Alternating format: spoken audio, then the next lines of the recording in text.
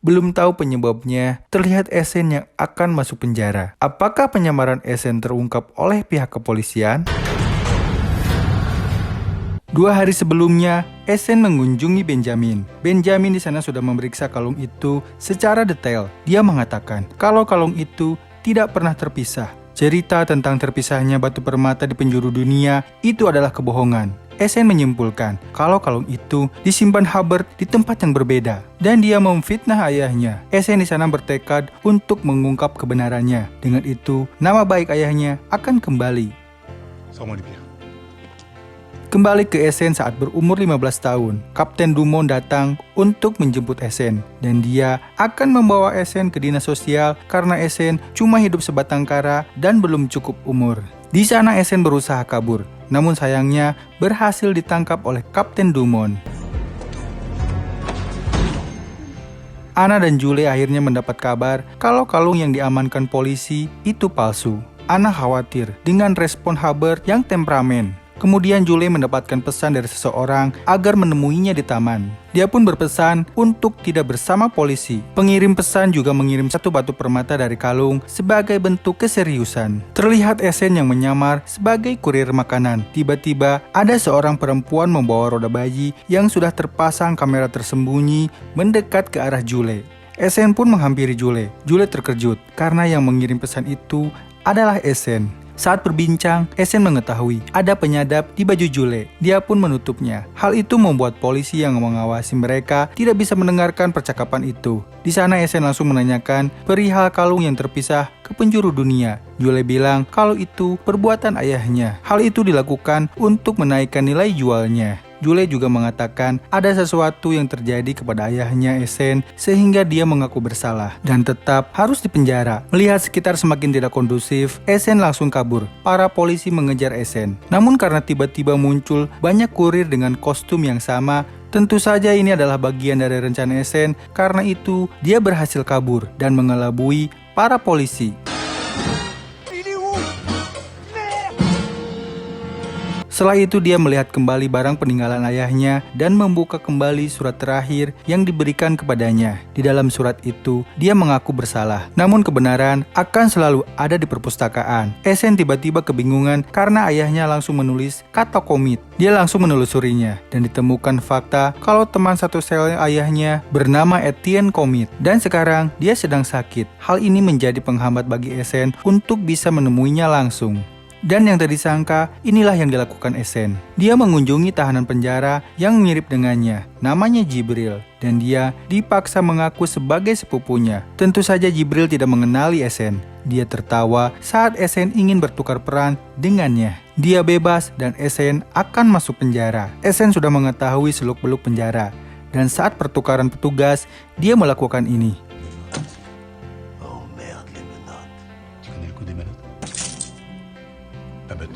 Dia langsung memanggil petugas agar segera dibawa ke sel. Hal ini dia lakukan agar bisa mengungkap satu persatu kebenaran untuk ayahnya.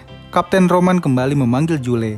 Dia lalu menginterogasi Julie. Karena menurut Kapten Roman, dia seperti mengenal pelaku. Julie yang tidak terima dengan ini, dia merasa dipojokkan. Dia lalu mengancam akan menelepon atasannya dan hanya butuh 15 menit Kapten Roman bisa dipecat. Julie menyarankan Kapten Roman untuk fokus agar bisa mendapatkan kalung itu kembali. Mendengar itu, Kapten Roman terdiam sambil menahan emosi.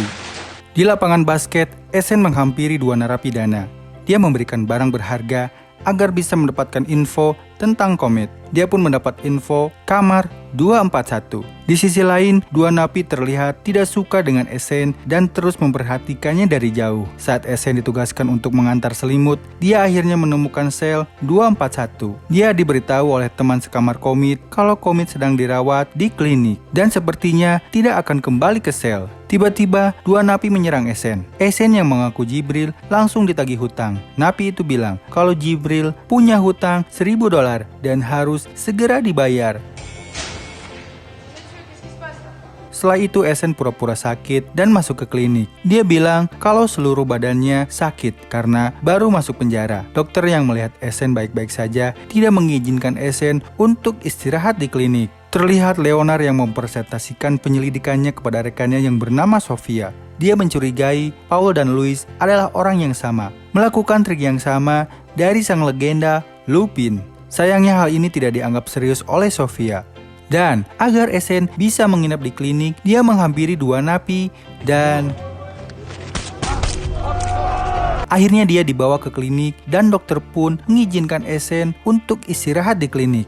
Kesempatan ini dimanfaatkan Essen untuk menemui Komit. Dia lalu menanyakan perihal ayahnya kepada Komit yang pada waktu itu satu sel dengannya. Dia berkata kalau Babaka menitipkan sebuah buku dan apabila suatu saat ada seseorang yang menanyakan dirinya, Komit disuruh memberikan buku tersebut. Sayangnya Komit sedang sekarat.